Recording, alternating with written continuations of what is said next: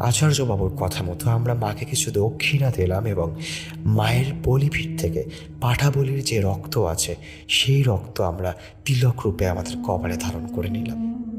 এরপর ওই রাতেই আচার্যবাবুকে আমরা আমাদের সঙ্গে বাড়িতে নিয়ে আসি। এরপর আচার্যবাবু আমাদের বাড়িতে আসলেন এবং জানালা থেকেই দিদিকে নাম ধরে ডাকলেন। দিদির নাম ধরে ডাকাতে দিদি কোনো সাড়া দিল না। এইবার আচার্যবাবু কিছু মন্ত্র পড়া শুরু করে দিলেন। আমরা সবাই প্রত্যক্ষ করলাম দিদি খুব জোরে জোরে চিৎকার করে মুখ থেকে অদ্ভুত সব আওয়াজ করছিল। এই দৃশ্য দেখে আমার সারা শরীরের রক্ত যেন ঠান্ডা হয়ে গেছিল। আমাদের আচার্যবাবু বললেন, ভয়ের কোনো কারণ নেই, অতৃপ্ত এরা এর থেকে আর বেশি কি বা করতে পারবে।